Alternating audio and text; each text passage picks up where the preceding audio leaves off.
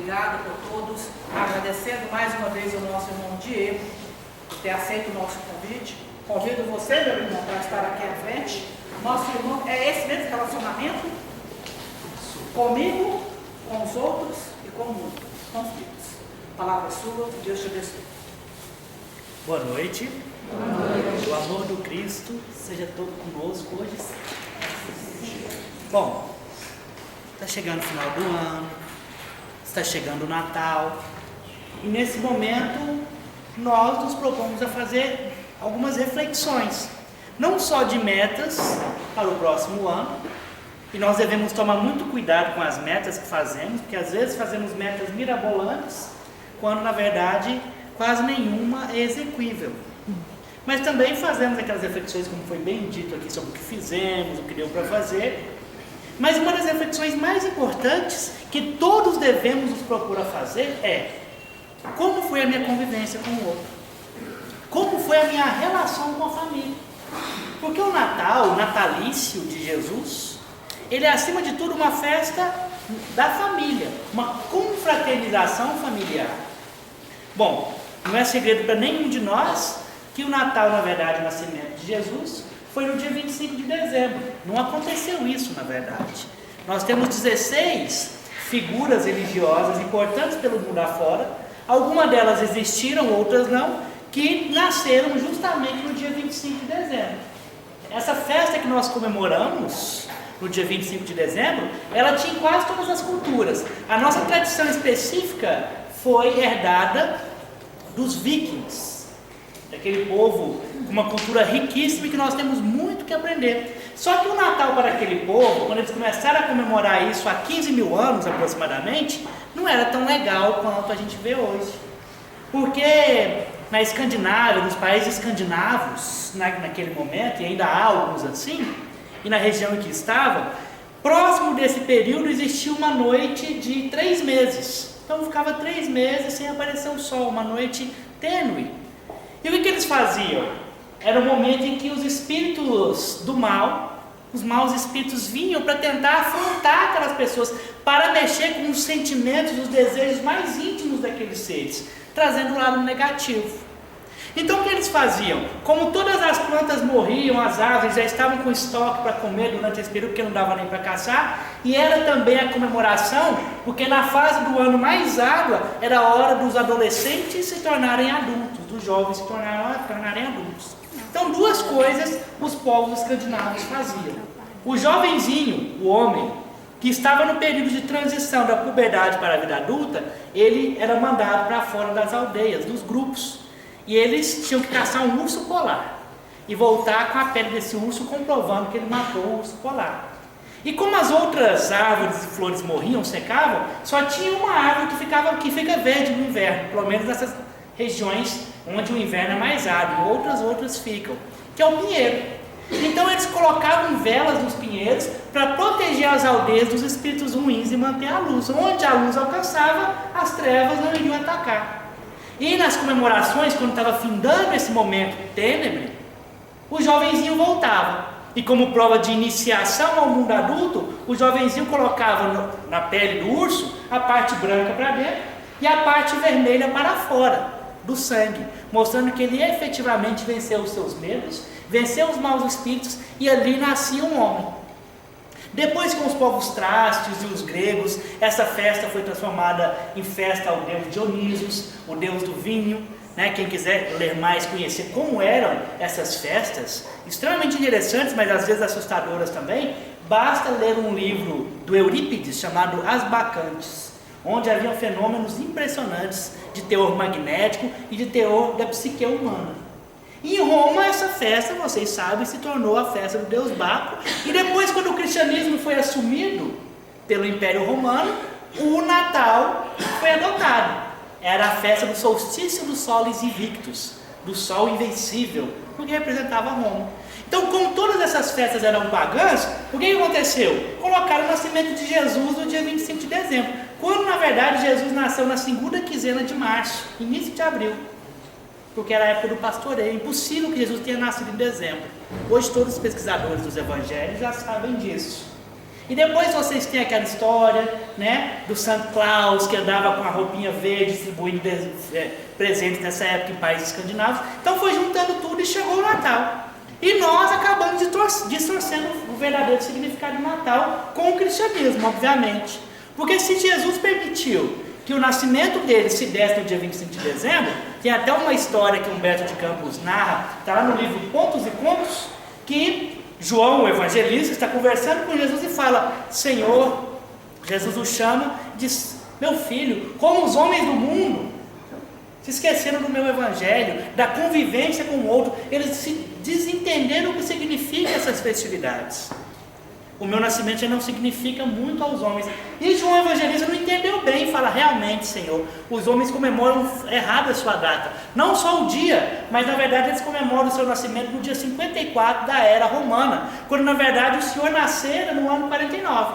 Quer dizer, o Calvário de Jesus foi aos 35 anos, e não aos 30, desculpa, o Calvário de Jesus foi aos 38 anos, e não aos 33, como a gente pensa. Tem 5 anos de diferença. Então quem vai entrar na crise dos 33, pode esperar mais um pouquinho, deixa eu entrar na crise dos 38, né, que muitas pessoas falam, então é aos 38 anos. Inclusive, olha o tempo que Jesus é bacana com a gente. A gente erra a data do nascimento dele, erra o ano que ele nasceu e não se importa. Aí você tem que se perguntar agora, qual é o presente que Jesus espera de mim? Porque nem as datas eu respeito, porque é a grande questão. E aí entra esse momento de reflexão, Jesus falando para João: olha, não importa a data, por conta da cronologia, da física, dos momentos, é necessário que o homem cumpra essa festividade nesse momento, mas ele não pode perder o sentido, que é o sentido da convivência, é o sentido de viver com o outro, que é a nossa justificativa na Terra. Qual é o maior desafio humano? É conviver. O que é conviver? É viver com o outro. Nós estamos aqui no mesmo espaço, não quer dizer que estamos convivendo. Nós estamos aqui agregados. Mas a grande pergunta: nós estamos congregados? Congregar não necessariamente é agregar. Vocês podem estar agregados, e nós estamos num mundo com cada vez menos espaço, cada vez tem mais pessoas nos mesmos ambientes, e cada vez elas estão mais distantes umas das outras. Saiam daqui agora e vão para qualquer shopping. Vai estar um tumulto, um caos total, pessoas andando para lá e para cá sem nem saber por que estão andando, num consumismo desvairado. Elas estão agregadas. Existe alguma congregação, convivência ali? Peguem os carros e saiam no trânsito, as pessoas brigando, discutindo. Existe algum sinal de convivência? Vamos até os nossos lares e olhemos como foi a minha relação com os meus parentes, com os meus familiares, com aquela pessoa que divide o mesmo teto que eu. Eu convivo com essa pessoa ou eu só habito o mesmo teto? Eu tenho um filho adolescente, ele chega em casa, vai para o quarto dele, se isola no universo paralelo dele, eu não sei o que acontece com a vida dele. Eu estou convivendo com esse adolescente? Ele deu um problema na escola, aí eu chego lá e falo para a professora, e para a diretora, e para a coordenadora, e para quem quer que seja: ah, mas lá em casa ele não é assim. É óbvio que ele não é assim, na sua casa ele não existe. Ele está no universo particular dele, ele é lindo. Você não sabe quais são os sonhos do seu filho, você não sabe quais são os conflitos interiores, porque enquanto ele está lá no quarto, está melhor para você, se abstendo de problemas. Se você convive numa casa que um janta na sala, o outro janta no quarto, o outro janta na cozinha, nós não estamos convivendo. Não é saudável. Perguntem para vocês mesmos, na última semana que passou, quantas vezes nós sentamos e almoçamos ou jantamos juntos numa mesa sem a televisão ligada? Conviver é isso. Conviver é olhar o outro, é viver com o outro.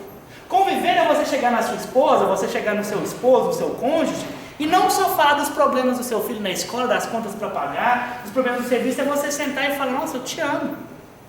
E aí, quais são os seus planos para a próxima parte da sua vida?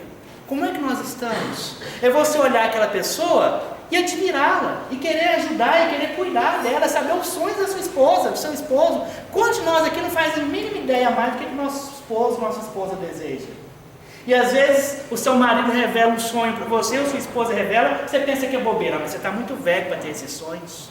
Será? Será que estamos efetivamente convivendo? Será que as nossas casas são lares? Porque muitos de nós vivemos em casas, apartamentos, mas lares transcendem a estrutura física. Lares são construídos com os alicerces do cuidar, com o teto do amor, com as arestas da fraternidade, com o solo das dificuldades enfrentadas juntas. Isso é um lar. Construção por construção, você pode viver na casa mais bela, mas as paredes espirituais da sua casa podem ser tenebrosas, porque são estranhos que coabitam no mesmo espaço. E nós vamos deixando passar as oportunidades. Aí vai chegar o final do ano, vai chegar o Natal, nós vamos nos reunir em família. Para quê?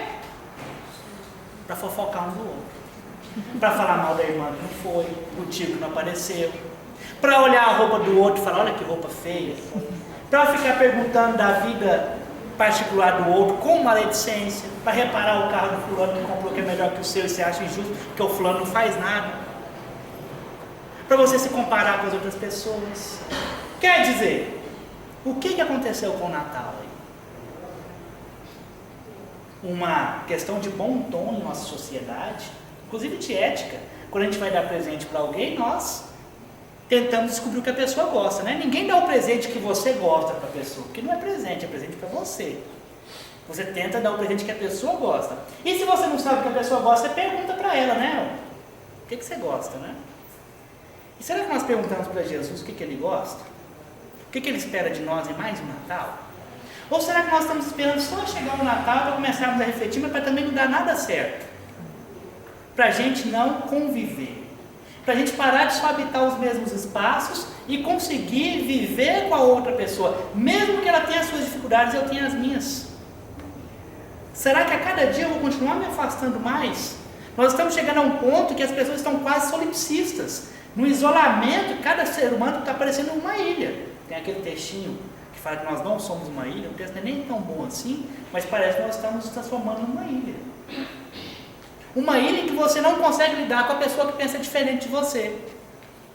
Uma ilha em que você polariza o mundo, o lado do bem e o lado do mal. A pessoa que pensa polarizadamente, ela não pode ser ética. Ninguém que é binário é ético. Se você pegar os 10 mandamentos e falar assim, eu vou seguir os 10 mandamentos bonitinhos agora, porque eu tenho que conviver melhor comigo, com o mundo, com o outro.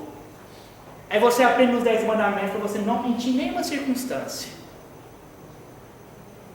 E você é em algum momento da sua vida convidado a mentir para salvar uma vida. Mas você fala, em nome do meu binarismo eu não vou mentir. E você entrega essa vida. Por exemplo, imagine que você está num país nazista e a Gestapo bate na sua porta e você está com uma família de judeus escondidos na sua casa e o policial pergunta, você tem judeus aí para nos entregar? Aí você fala, não posso mentir. Tenho sim, pode pegá-los. Nesse caso, o que é mais ético? Mentir ou falar a verdade? Mentir. A ética não é binária, a gente fala isso o tempo todo aqui. Então a pessoa que pensa assim, comigo é 8 ou 80, ela não pode ser ética, ela não pode aprender a conviver com o outro. Porque entre o 8 e o 80 tem 72 números, mas entre 1 e o 2 tem infinitos números. Tem gente que enche a boca para dizer, olha, comigo é assim, é certo ou errado, comigo é preto ou no branco. Ora, entre o preto e o branco tem 253 escalas de cinza. E a ética não é binária. A ética ela é um horizonte de possibilidades, ela não é fechada. Então, se você é binário, você não vai conseguir conviver com outra pessoa, tampouco vai conseguir conviver com você mesmo. Porque eis a grande questão. Eu só não vivo bem com o outro quando alguma coisa em mim também não vai bem. Porque é diametralmente harmoniosa a minha convivência comigo mesmo e a convivência com o outro. Se você dá patada, se você não tem paciência com o outro, é porque alguma coisa no seu íntimo vai mal. Os seus conflitos, você não está sabendo lidar com ele. Não quer dizer que você não vai ter conflitos. A pessoa que está achando que vai viver sem conflitos, sem contradições, ela não entendeu o que é o viver. A grande questão existencial não é você superar os conflitos e as contradições, é você aprender a viver com eles.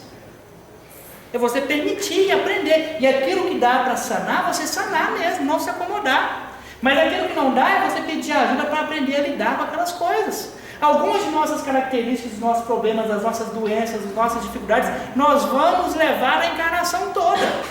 Você tem que se perguntar, apesar disso, o que eu posso fazer? Mas é aí que está o segredo da existência. Porque você só vai aprender a conviver com você convivendo com o outro. Não tem como você se isolar como as pessoas estão fazendo. Não adianta você ir fazer yoga para não saber conviver com o outro. O yoga por si só, ou yoga, quem gosta, né, prefere chamar de yoga, tudo bem, vamos respeitar o sânscrito. Não adianta nada você ficar 30 horas em meditação e não fazer o bem para ninguém. E não ajudar o seu próximo. E continuar fofocando da sua irmã, do seu irmão que mora longe. Qual é o sentido?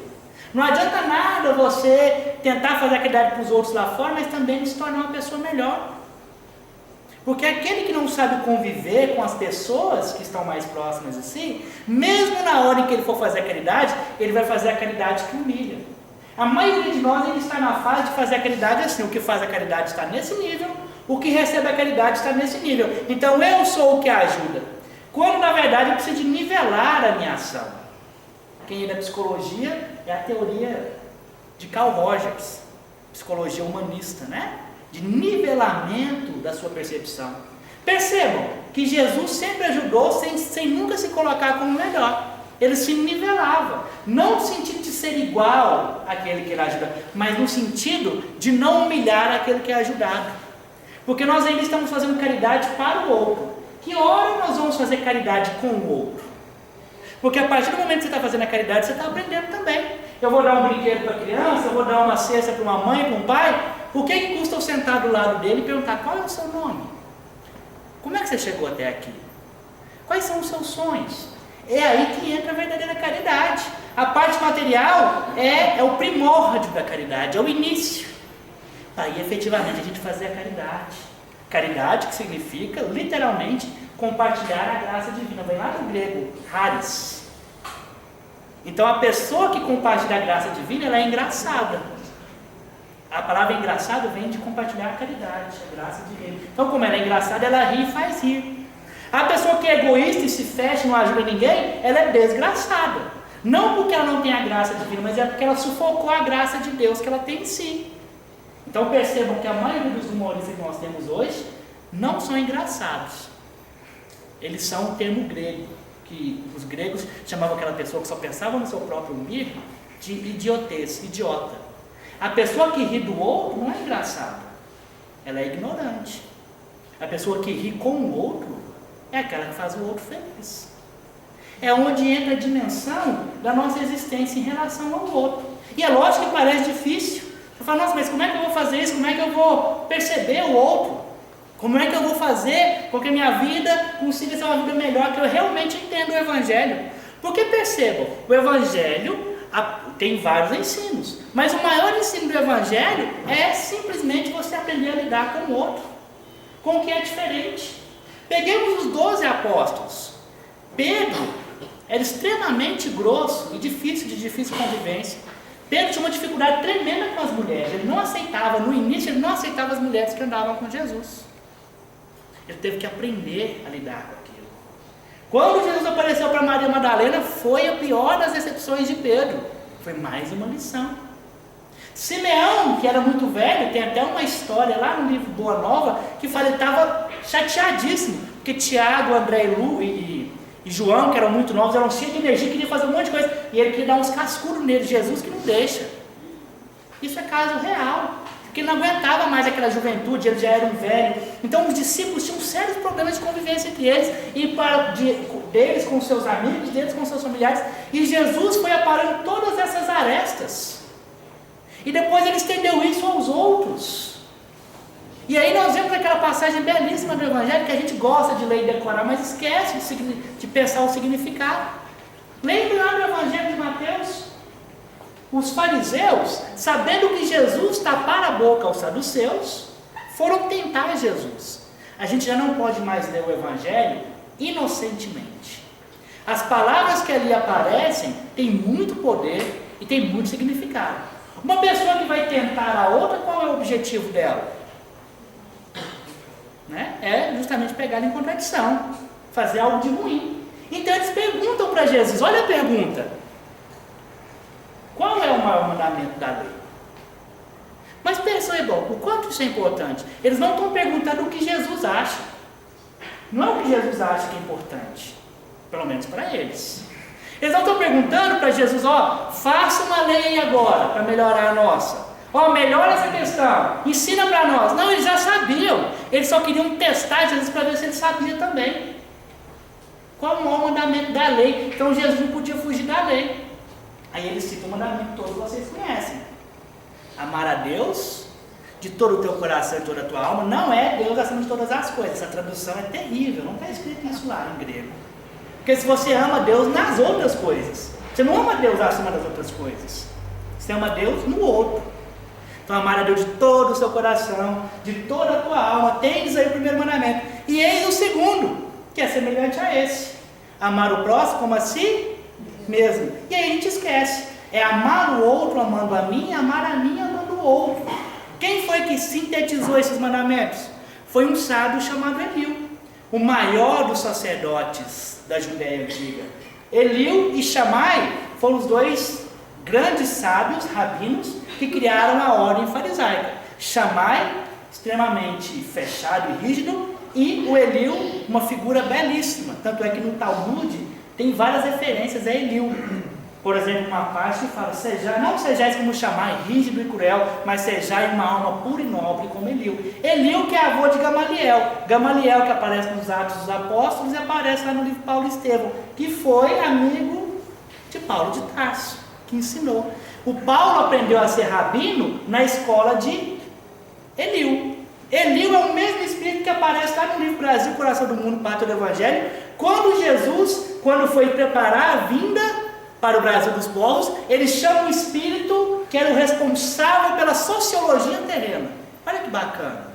Então você tem um espírito que é um pesquisador sociológico, ou um sociólogo, ou um cientista social. Você tem um espírito que é um pesquisador espiritual e ele é responsável por toda a sociologia terrena. Sabem quem é esse espírito?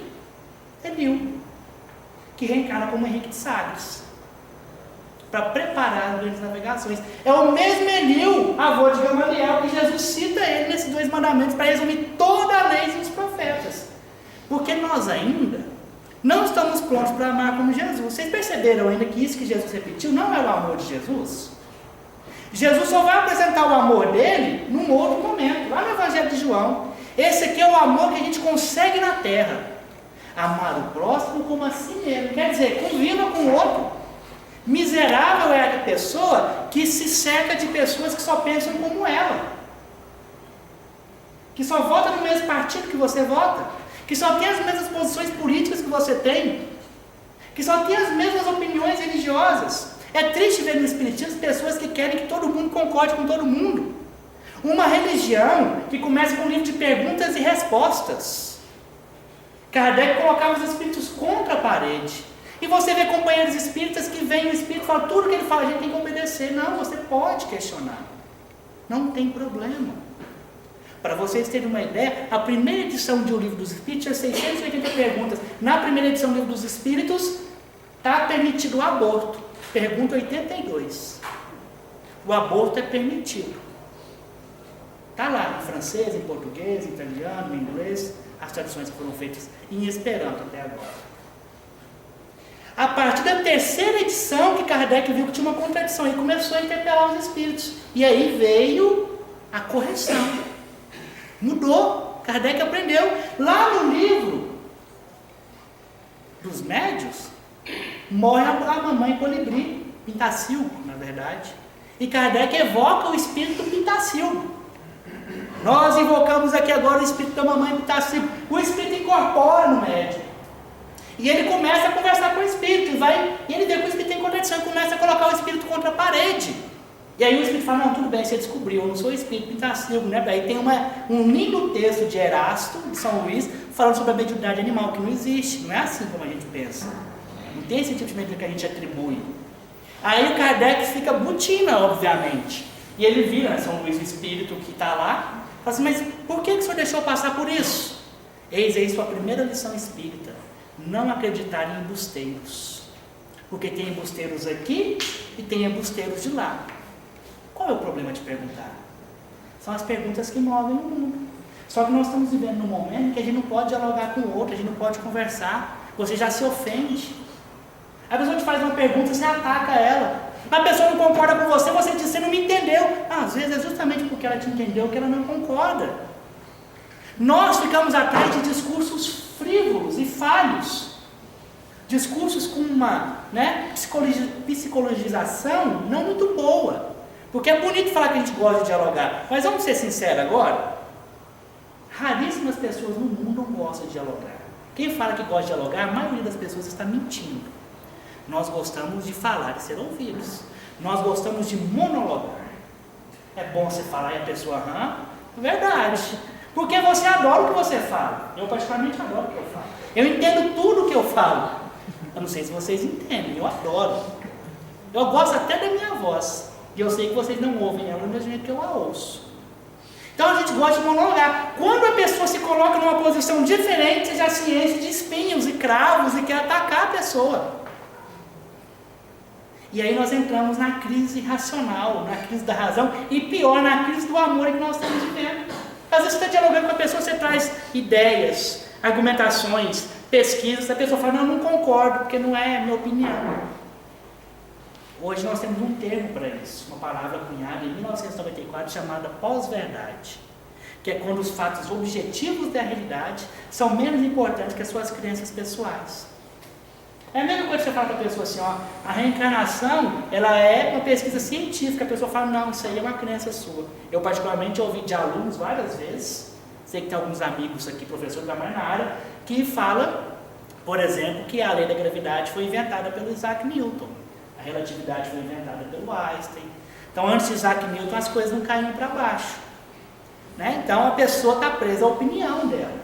Ela não está ligada aos fatos objetivos. Mas você faz isso em espiritismo, você faz isso na sua casa, a sua esposa quer dialogar com você, você não ouve, você se isola, a pessoa começa a falar, você só ouve blá, blá, blá, blá, e balança a cabeça para ela parar de falar logo. Os jovens que estão aqui fazem muito isso, né?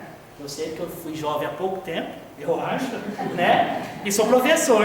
Então você fala, eu dou aula desde menino da quinta série até a universidade, e parece que não muda, aluno só muda o lugar que você está dando aula, mas o aluno parece que o perfil, é igual mãe, Você vê, você fala coisa pro seu filho, e depois seu filho vira mãe, e pai fala, nossa mãe, aquilo que você me falou tinha razão, dá vontade de você esganar ele, Você fala, mas agora que você percebeu? Mas é porque a gente não está prestando atenção no outro. Você não está ouvindo o outro de verdade. Como é que você espera conviver bem com você se você não convive com a outra pessoa? Como é que você espera lidar com os seus problemas se você não está sabendo, pelo menos, perceber o problema do outro? Não tem como separar uma coisa e outra. Porque se você não convive bem com você, você projeta ilusões ao outro. Então, se você é iludido com você mesmo, quando você vê o outro, você não vê o outro como ele é, você vê o outro como você é. Isso é importante nós sabemos. Ninguém avalia o mundo como o mundo é. Nós avaliamos o mundo como nós somos. Tem pessoas que vêm assim, tem pessoas que vêm assim, tem pessoas que vêm assim, e tem pessoas que não vêm. Aí por isso que existe a arte da convivência, por isso que conviver é difícil. Qual que é o caminho mais próximo para Deus? É o outro. Você vai ter paciência com quem? Você vai fazer caridade para quem? Com quem? Você vai amar quem? Você nunca vai aprender a se amar sozinho. Então você tem que começar a perceber outra pessoa. Por mais difícil que seja, é um exercício de percepção. Essa época do ano, os índices de suicídio vão lá no pico. Pessoas solitárias, pessoas que não são percebidas. Eu fui voluntário muito tempo no CVV, não estou sendo voluntário agora, porque eu estou dando aula bem no dia que eu tinha a oportunidade, Centro de Valorização da Vida. Tem 2 plantonistas lá agora, enquanto a gente está aqui, começa às 19, 20, 21, 22, 23 horas. Eles vão atender cada um pelo menos 8 ligações. Se tivesse 40 atendentes, eles iriam ter o tempo todo de trabalho. São pessoas, às vezes, que vão tentar suicídio, são pessoas que têm problemas patológicos graves, mas são pessoas que te ligam e falam, olha, eu só quero que você me ouça para eu saber que eu existo, que tem alguém que se preocupa comigo, porque eu não sou percebido por ninguém. E qual é a idade dessas pessoas? De 6 a 100 anos. Ligam pessoas lá, para que alguém ouça elas. E tem pessoas de alto cargo, tem juízes, médicos, professores, que falam, olha, eu sou isso, mas eu não sinto, na minha casa eu não consigo dialogar com ninguém. Só vocês aí que me ouvem. Agora imagine o ponto que nós chegamos que você precisa ligar para um estranho, que você nem sabe quem é, para você saber que tem alguém que está te ouvindo. Pessoas que ligam e falam assim, não preciso te falar nada, só deixa eu chorar, para eu saber que tem alguém para pelo menos ouvir o meu choro. E nós estamos ensimesmados, você está pensando em consumir. O filho quer que o pai entenda, mas ele não percebe que às vezes o pai está passando pelo mesmo problema que ele. O pai quer que o filho se realize de acordo com as suas perspectivas, mas o pai não serve de modelo para ele. São essas contradições em relação ao outro que nós devemos sanar, que nós devemos sentar e conversar. Não tem outro jeito, é conversando. Há pouco tempo atrás, por conta do mês do suicídio, a gente fez uma série de palestras em ambientes escolares para alunos. E numa das instituições que a gente deu a palestra, na verdade uma conversa, aí os jovens começaram muito a reclamar dos pais, e nós falamos para eles, olha, vamos fazer o seguinte, vamos chamar os pais de vocês para conversar.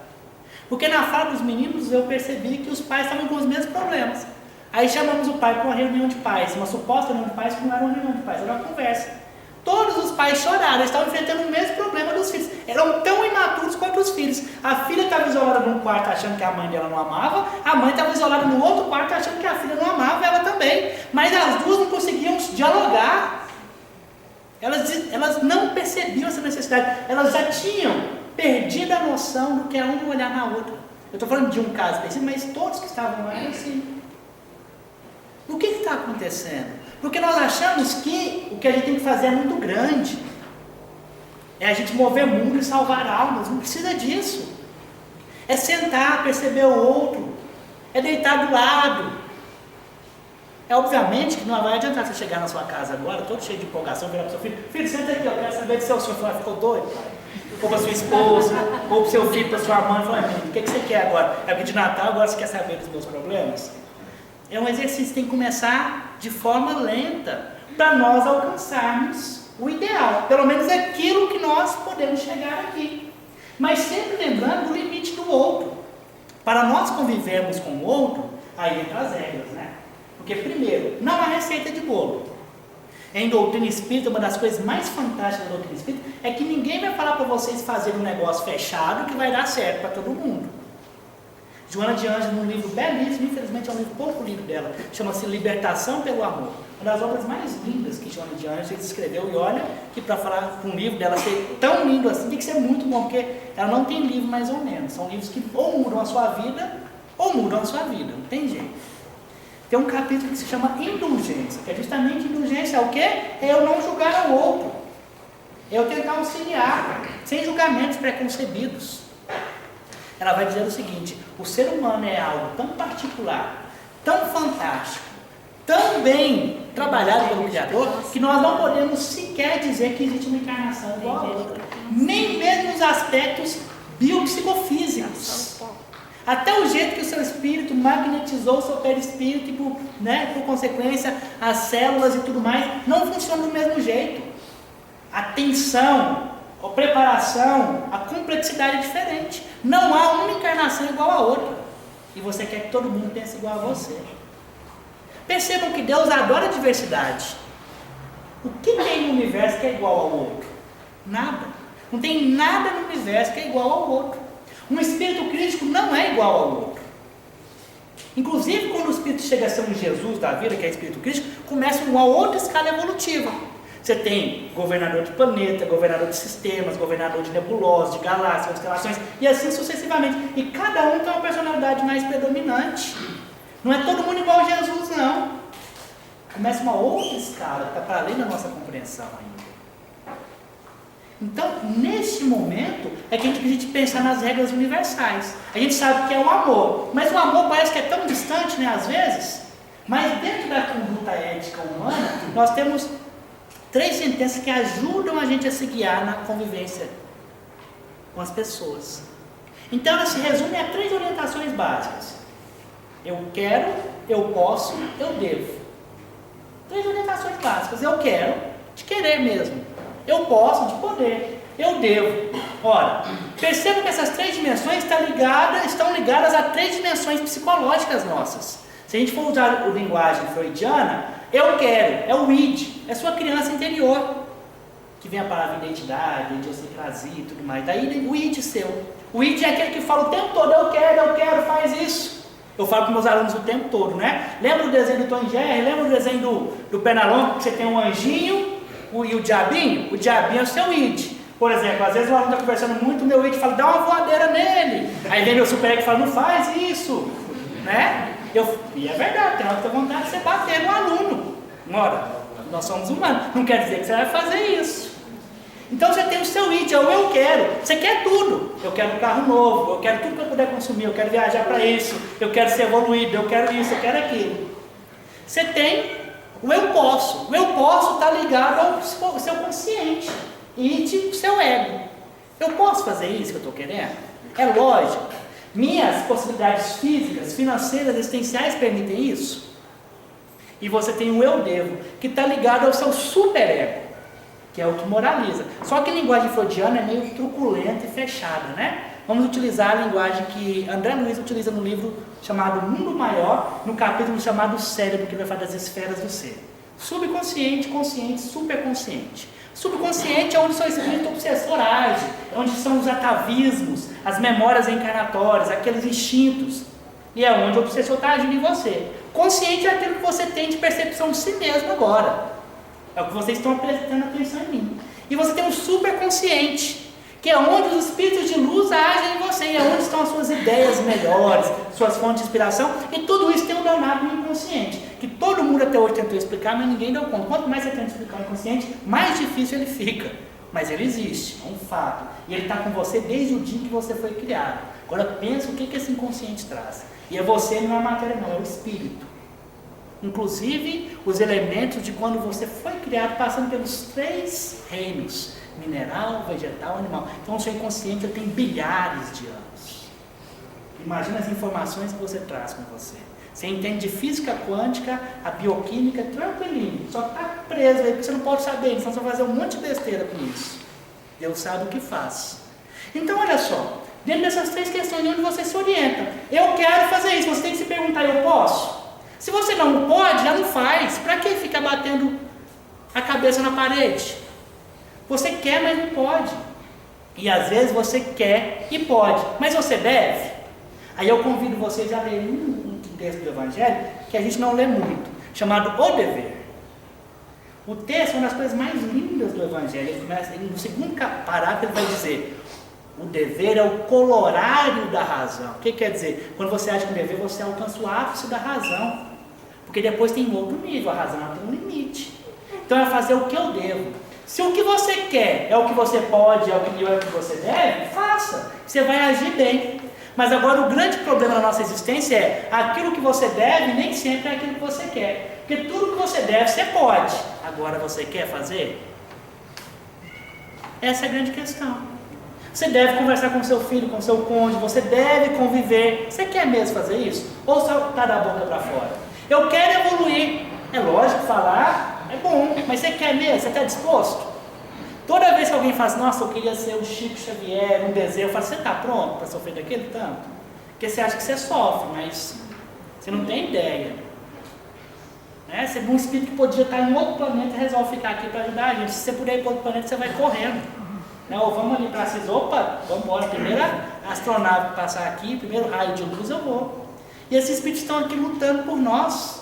Eles optam por conviver aqui. Chega a ser uma coisa que a gente não consegue racionalizar, de tão além da nossa percepção que está. Mas Jesus já trazia esses elementos. Falar amar o próximo a si mesmo é seguir essas 3 premissas éticas.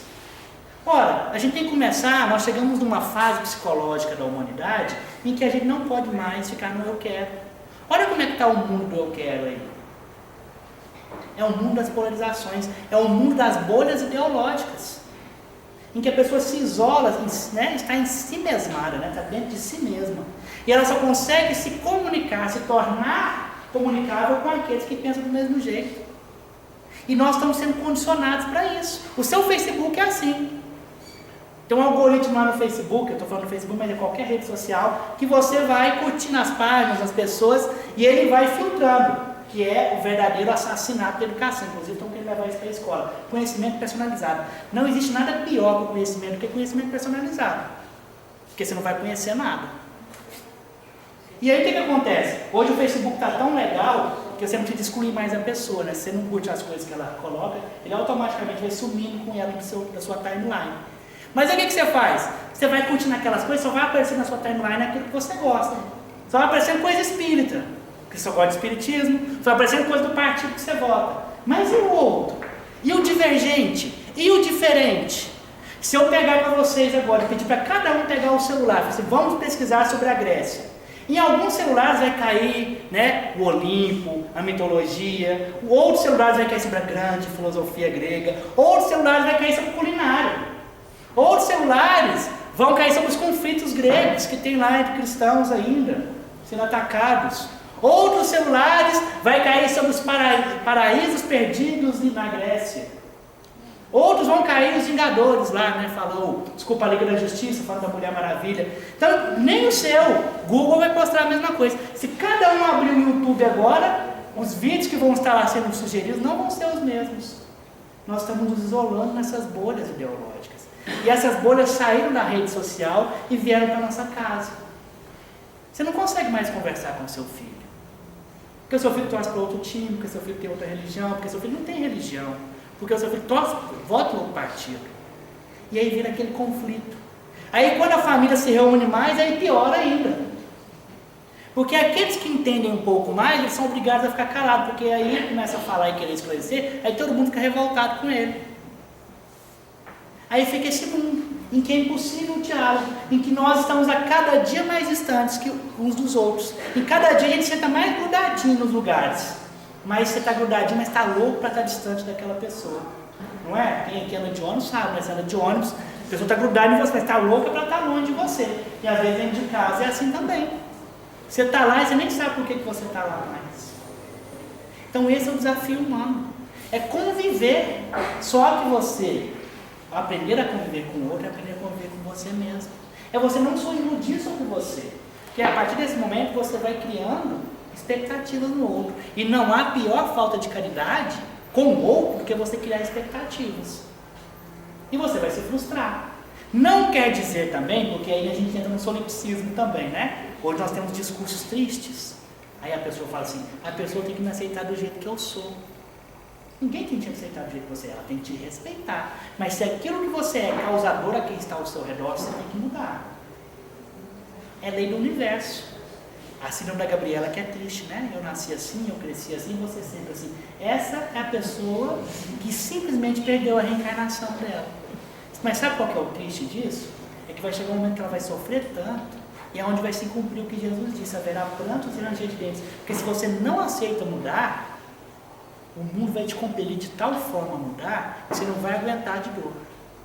Então se você está sofrendo por alguma coisa, preste atenção.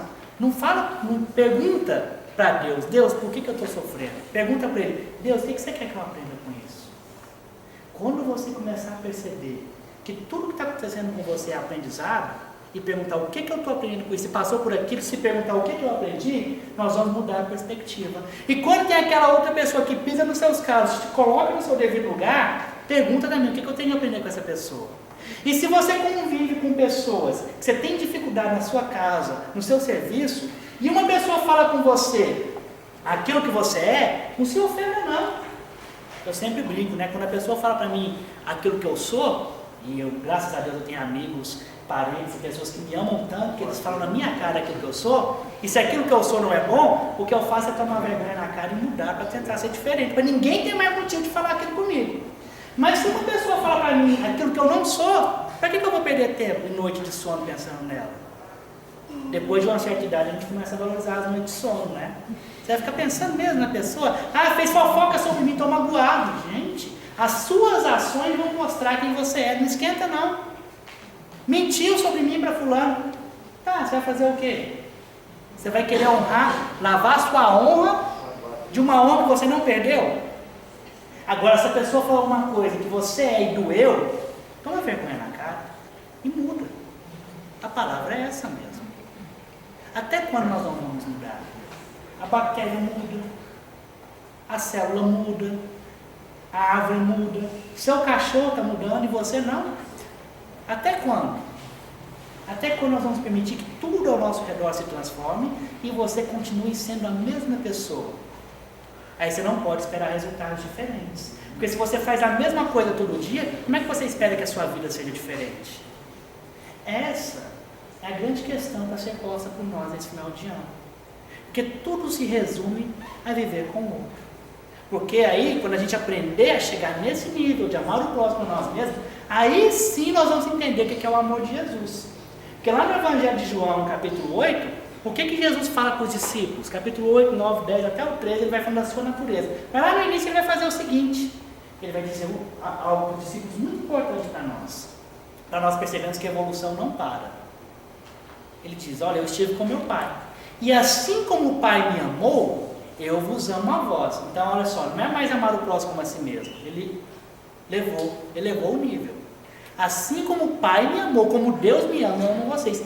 Quem é que tem maior amor pelos seus do que aquele que dá a própria vida por aqueles que os amam? Ele está falando do Calvário, né? E aí eu vejo o Espírito falar que Jesus foi tentado no deserto. Gente, Jesus foi tentado no deserto. Esse dia eu ouvi um Espírito dizer isso. Ainda falou assim, não, porque era a humanidade dele. Não, gente. Obsessão, o conceito de obsessão, influência pertinente de um espírito sobre o outro. Por um espírito obsediar o outro, ele tem que ter poder magnético e vontade mais forte que o outro. Qual espírito vocês conhecem que é capaz de obsediar Jesus? Então, pelo amor de Deus, só Deus obsedia alguém? Né? Então, pelo amor de Deus, aquela história de Jesus foi tentar no deserto é a história da carochinha. É lógico, para que a gente tem cérebro? Então, é onde a gente vai pensar. Quem tem maior amor do que aquele que dá a vida? Ele está falando, vou ser crucificado por vocês. Aí ele encerra a lição. Se vocês vos amarem uns aos outros como eu vos amei, já não serão mais meus servos. Porque o servo não sabe onde vai o seu senhor. Né? Quem aqui é chefe de alguma coisa, é dono, é gestor, você vai sair, o seu subalterno não fala, onde é que você vai? Né? Não tem sentido. Então o servo não sabe onde vai o seu senhor. Se vocês vos amarem uns aos outros como eu vos amo a vós, vós sereis os meus amigos. Elevou o patamar. Então, a partir do momento que você aprender a amar o outro como você se ama, e aprender a se amar como você está tentando amar o outro, você vai estar pronto para a próxima etapa da evolução, que é a entrega total em benefício do próximo. E aí sim nós vamos respirar os ares das grandes almas, que a gente tanto almeja. Só que enquanto você estiver com a síndrome de Gabriela, você não vai chegar lá de jeito nenhum. E o seu caminho mais próximo para lá, é só você olhar para o seu lado, para o lado e para o outro. Aí. São essas pessoas que estão do seu lado. É elas que vão te levar onde você quer ir. Então comece a amar essas pessoas, comece a trabalhar com elas e comece a praticar a ética, a caridade, a justiça e o amor com essas pessoas em todas as suas manifestações. Porque aí sim nós poderemos dizer com clareza e com alegria, nós somos amigos de Jesus. Uma boa noite e que Jesus ilumine nossa jornada hoje sempre.